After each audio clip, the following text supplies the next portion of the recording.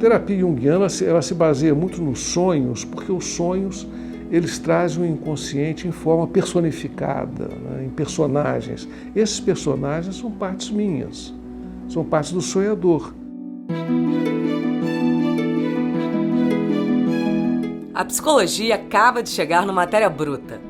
Walter Boechat, analista junguiano, nos ajuda a desvendar os mistérios de Carl Jung e introduz temas como a tipologia junguiana, os conceitos de persona e de sombra e o inconsciente coletivo, contando histórias que nos ajudam no entendimento desses termos.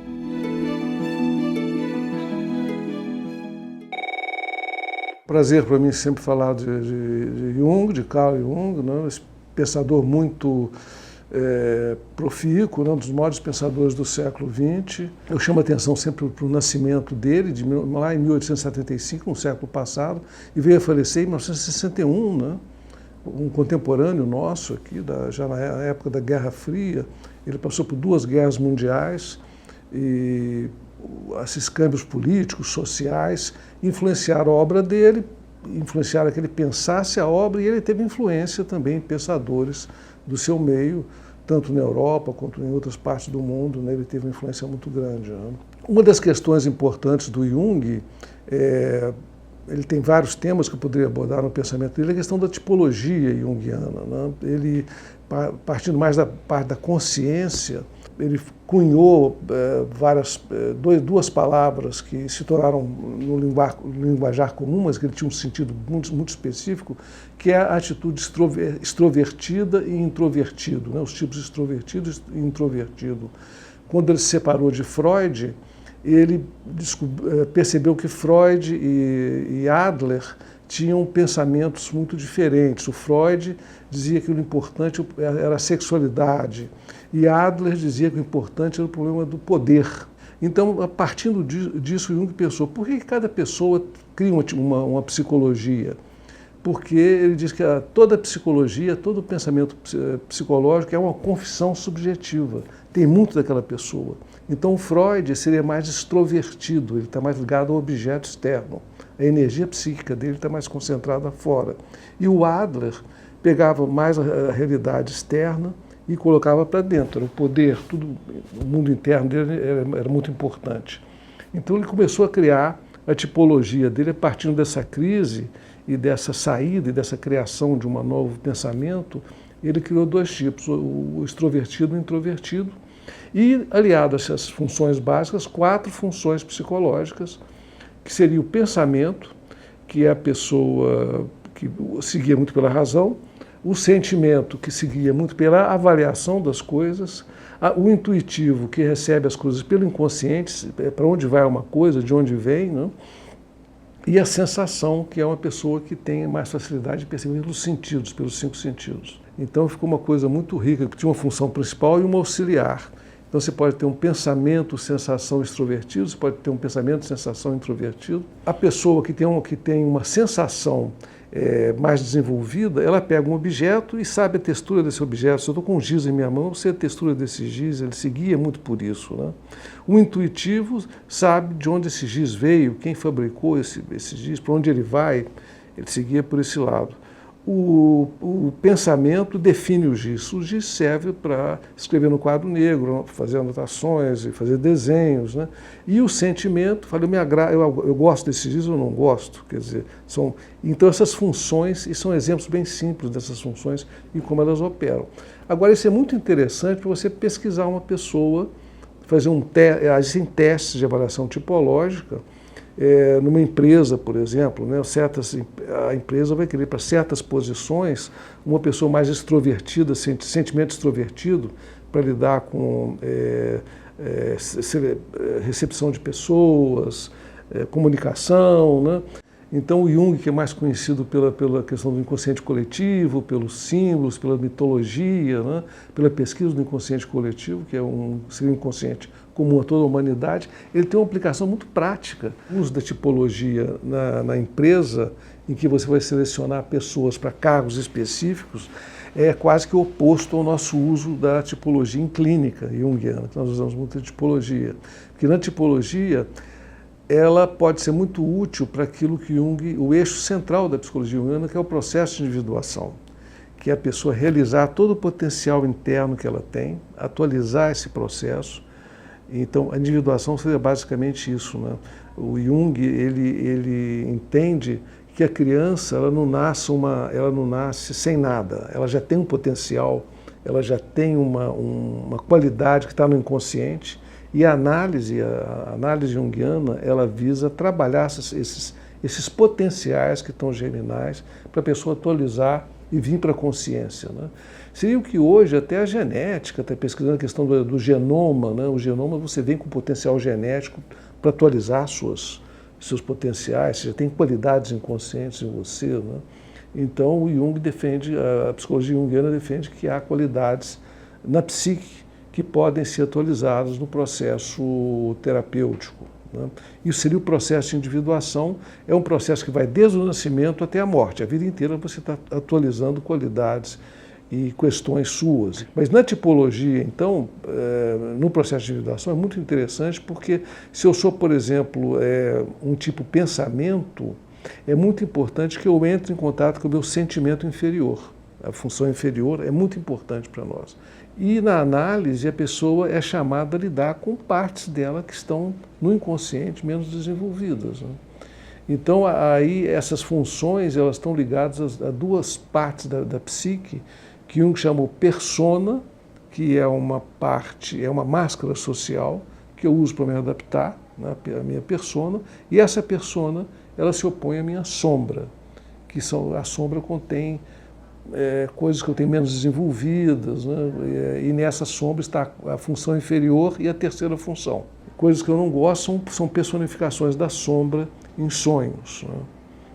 Enquanto da persona ela vai aparecer em sonhos como roupagens, roupas, né? Vestimentas que eu uso para minha adaptação social. Mas a identidade real está por trás da persona, dessa máscara social. Então esse termo do que o Jung usa é muito importante, né? Então esses termos e essas funções da tipologia, elas se justapõem dentro do processo de individuação.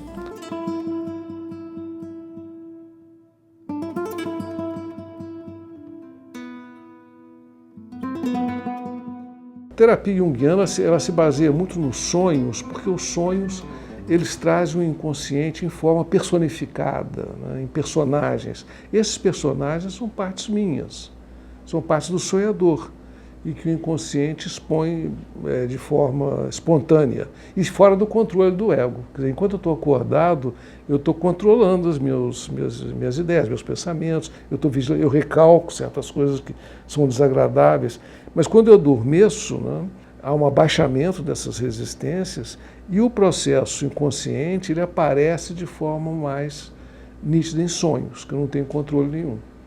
Então, esses personagens, o Jung procurou categorizá-los em funções psíquicas dentro do processo de individuação.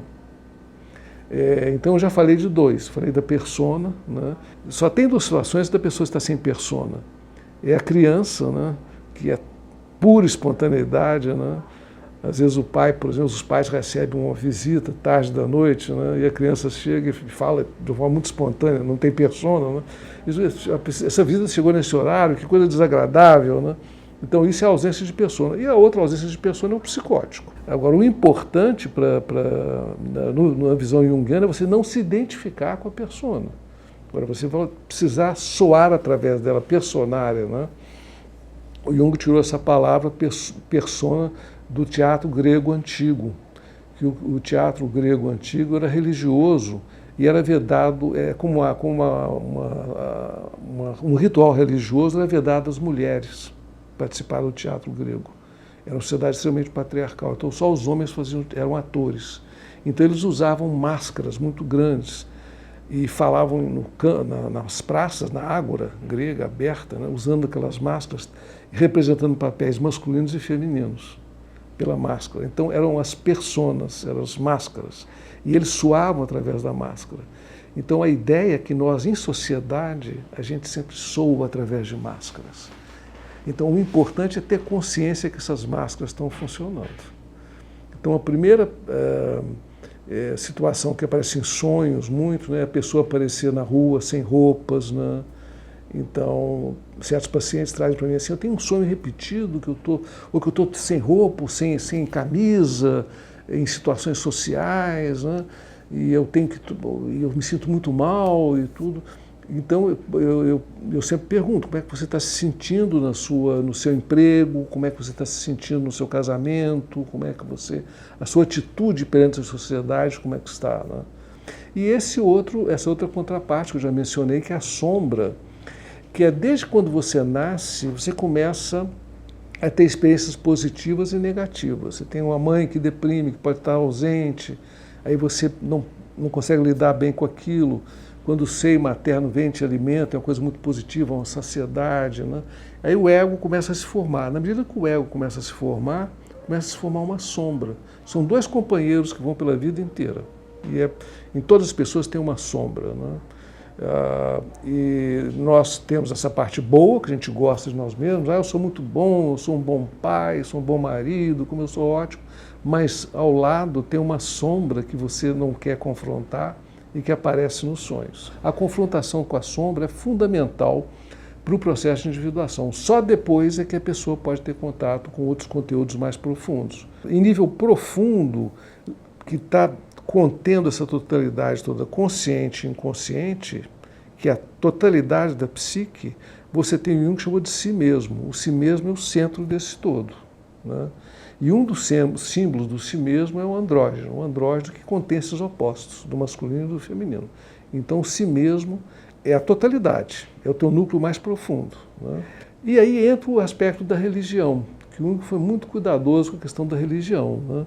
Enquanto a psicanálise, né, trabalhou com a religião como uma questão assim de superego, né? Mas o Jung, a psicologia analítica, ele se recusa a reduzir isso. Ele procura ver o seguinte, que todos os povos do mundo, em geral, a maioria dos povos, das pessoas, crê num poder superior. Há sempre uma ideia de um Deus, é uma ideia, ele chama isso de ideia arquetípica, uma ideia que está no inconsciente coletivo. A ideia de Deus é uma ideia que está no inconsciente coletivo.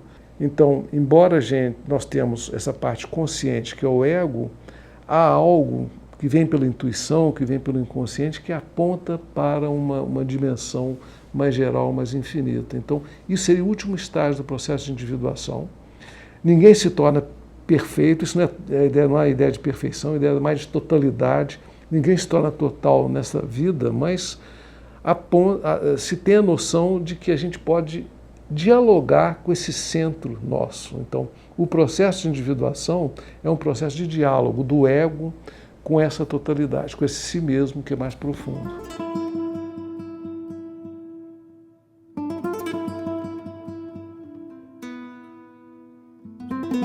A patologia para o Jung era a esquizofrenia, eram os psicóticos, que ele trabalhou em outro hospital, no Burgholz, na Suíça, em Zurique.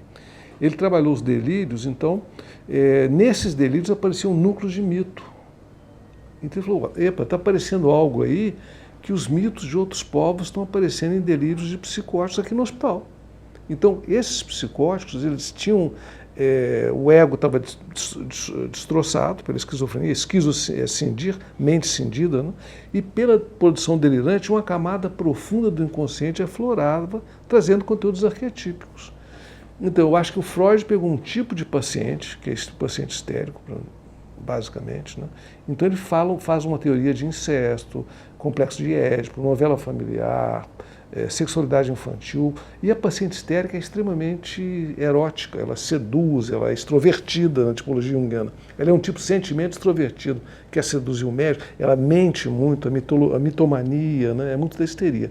Enquanto que o esquizofrênico, ele entra na produção delirante e traz esse inconsciente coletivo, né? Então, o caso principal do Jung, famoso, né? O paciente lá do Burgholz pegou ele pela lapela e falou assim, ô, doutor Jung, veja o sol ali, o sol tem um falo, e esse falo, eu balançando a cabeça, eu vejo esse falo balançar, é a origem dos ventos. Esse falo é a origem dos ventos, e é um vento da fertilidade e tal. Então Jung falou assim, bom, os esquizofrênicos têm um delírios mais malucos possível, mas ele anotou esse delírio e tudo. Alguns anos depois, ele foi em Paris e encontrou um manuscrito de uma religião mitraica, que é uma religião da época de Cristo, uma coisa super antiga, e o sacerdote dizia isso numa oração ao sol, eles adoravam o sol. Ele dizia, olhai para o Oriente, né? Lá está o Sol, e o Sol tem o seu falo fecundante, e esse falo é a origem dos ventos. Então ele viu na oração mitraica uma estrutura muito parecida ou igual ao delírio esquizofrênico. Falei, poxa, que coisa estranhíssima. Está aparecendo aqui na religião mitraica o meu paciente que não conhece nada disso, ele expôs a mesma coisa vindo do inconsciente coletivo. Aí que ele vê a hipótese do inconsciente coletivo. Ele começou a pesquisar outras mitologias e pesquisar sonhos dos pacientes. E nos sonhos, há realmente sonhos em que aparecem conteúdos mitológicos. Então aí que ele começou a pesquisar. Então é muito interessante pela psicopatologia você construir certas teorias científicas.